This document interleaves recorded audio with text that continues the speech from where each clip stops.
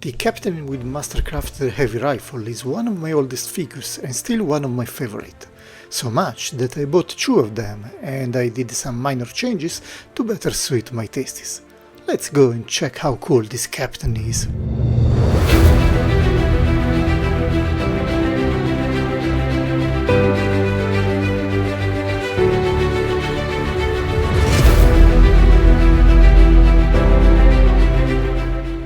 It is no mystery now that I love the gravis pattern of the Mark X power armor, and this is my second model of Ptolias Corvor. I found it on sale and decided to pick him. He's a bulky figure and comes equipped with a heavy rifle, a gladius and a cape. No unhelmeted head, but you can plug whatever other head you like, which I did for the example. The backpack is quite massive in gravis tradition, with a very small iron halo which is unique for this figure, at least as far as I can remember. No highlights, but a healthy level of shading all around. The helmeted head is quite large for the armored collar, which limits its articulation to the sides as well as up and down. But moving to the rest of the body, there are quite big tubings on the legs, which are quite flexible. It is a massive figure, with the usual limitations of the big pauldrons for lateral raise of the arms, but other articulations are quite good, especially for the arms if you want to flex them. There is a nice tabard on the front that cover a big deal of the legs. The legs themselves are quite massive and give the figure a nice heavily armored look. The tip-toe is movable too, so legs and feet provide some good posing options. For this figure I want to make him a melee-oriented captain, so no rifle, just the gladius, but I also want to change these forearms with some that are more fitting with this kind of close combat figures according to my tastes.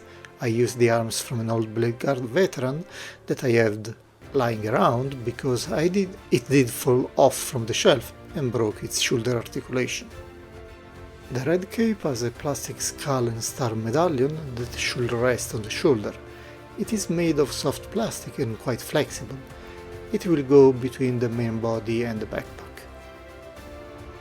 By experience I know that this will require some heating in the process to better adapt to the armor shape and the pose. This mastercrafted heavy bolt rifle is huge, but to be honest, it is only because of the cloth piece that I can tell the difference from the normal heavy intercessor armed with a similar weapon. It is nicely painted, but the real problem is that it is too big for the tiny hands that this captain has by default. All gravis figures all suffered of this issue, huge weapons but girlish hands. Therefore, something more to do is also to replace the hands with some more modern variants, at least if you want to use the rifle.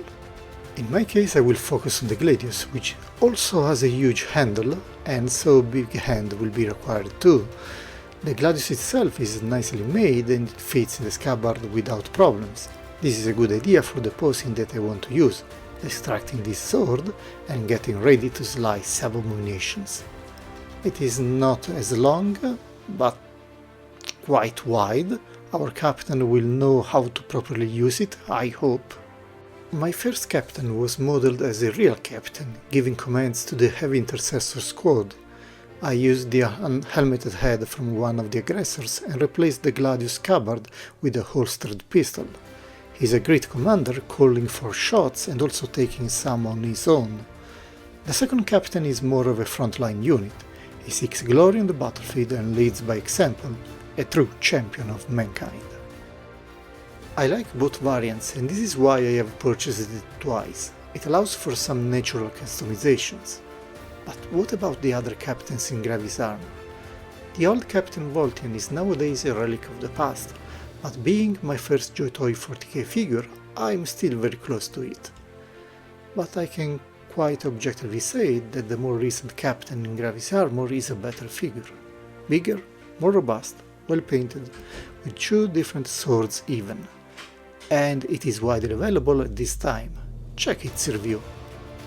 Yet, in my opinion, Captain Corvor with the mastercrafted heavy bolt rifle is an easier option if you want to do some kitbashing with it.